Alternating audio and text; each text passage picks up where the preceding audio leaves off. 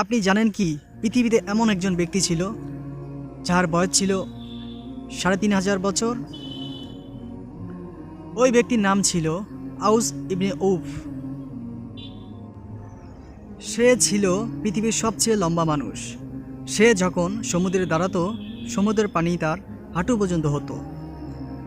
সে সমুদ্র থেকে মাছ ধরে সূর্যের তাপে রান্না করে খেত।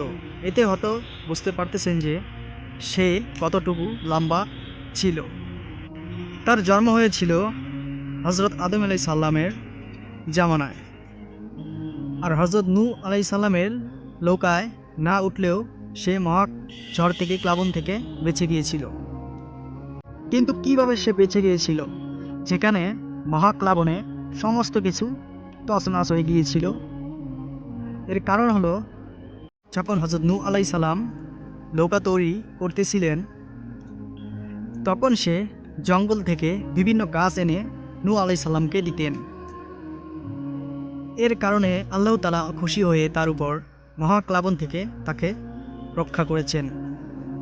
সে হজরত আদম আলাই সাল্লামের জামানা থেকে হজরত মুসা আলাই সাল্লামের জামানা পর্যন্ত বেঁচে ছিলেন।